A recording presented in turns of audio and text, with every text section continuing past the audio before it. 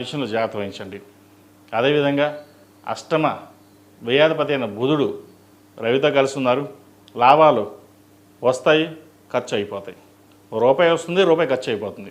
ఇలా వస్తే అలా కనీసం ఒక్క నిమిషం కూడా గ్యాప్ ఉండదు, అలా ఖర్చు అయిపోతుంది. అది ఎలా ఖర్చు అయిందో అని మనకు తెలియదు.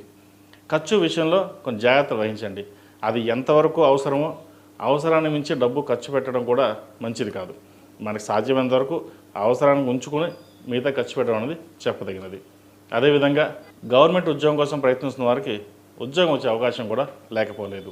ఈ రాశిలో జన్మించిన విద్యార్థులకు కాలం అనుకూలంగా ఉంది. మంచి అవకాశాలు కలిసి వస్తాయి. ముఖ్యంగా వైద్య వృత్తిలో ఉన్న వారికి, విదేశాలకు వెళ్ళాలనుకునే వారికి కాలం అనుకూలంగా ఉంది. ప్రయత్నాలు ప్రారంభించవచ్చు.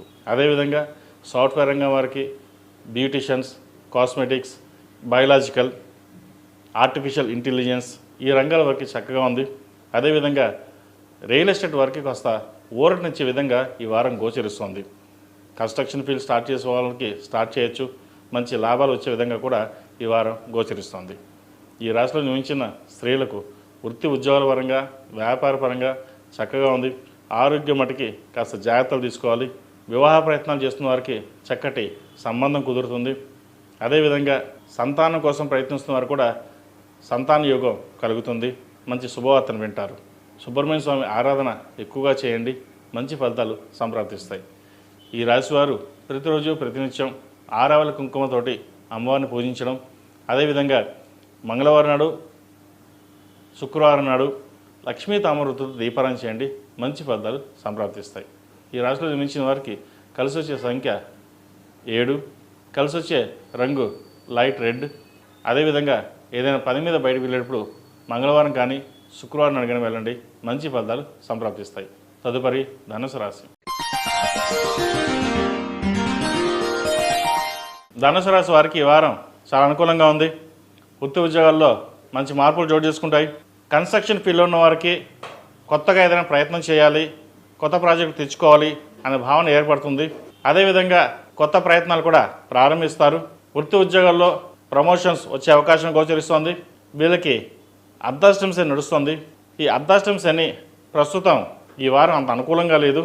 ఏదైనా పనులు ఉంటే వాటిని వాయిదా వేసుకోవడం, వ్యాపారరీత్యా కూడా ఒక వాయిదా వేయడం అనేది చెప్పదగినది. ప్రస్తుతం నడుస్తున్న సంస్థలు ఏవైతే ఉన్నాయో అవి లాభసాటిగానే ఉంటాయి.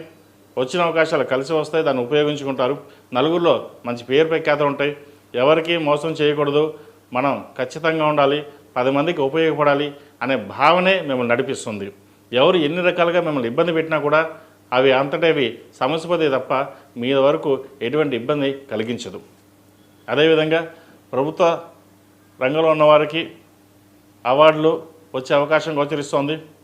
అదేవిధంగా ఇబ్బందికరమైన వాతావరణం కూడా కొంచెం గోచరిస్తోంది.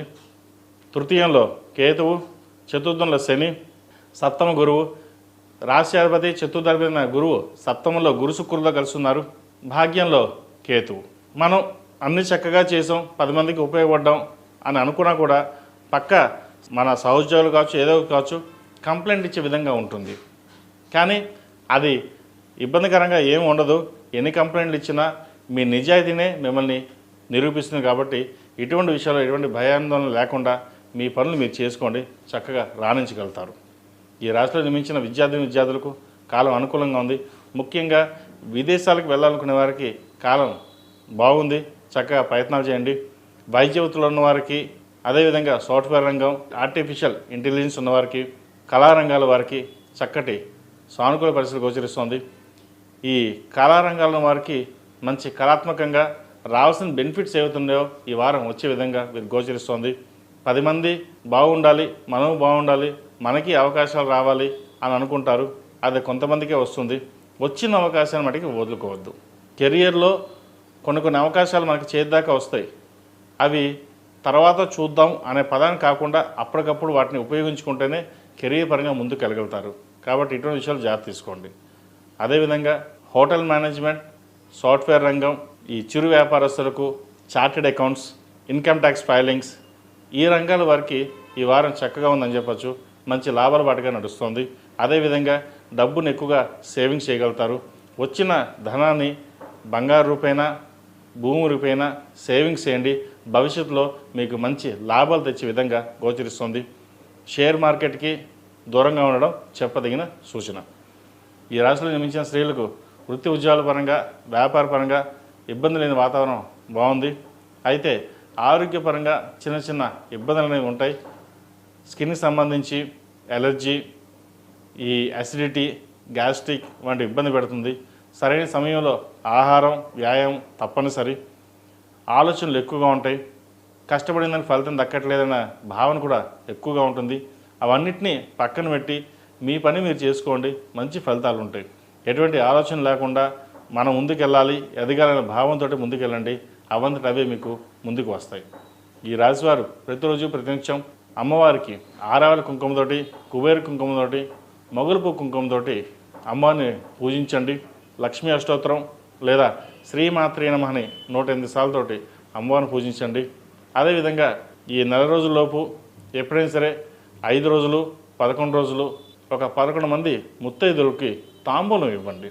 దాని ద్వారా ఏదైనా చిన్న చిన్న భూ సంబంధించి వ్యాపారం లేదా ఉద్యోగం సంబంధించిన చిన్న చిన్న ఇబ్బందులు ఏవైతే ఉన్నాయో అవి తొలగిపోతాయి. ఈ రాశిలో జన్మించిన వారికి కలిసి వచ్చే సంఖ్య 5, కలిసి వచ్చే రంగు తెలుపు.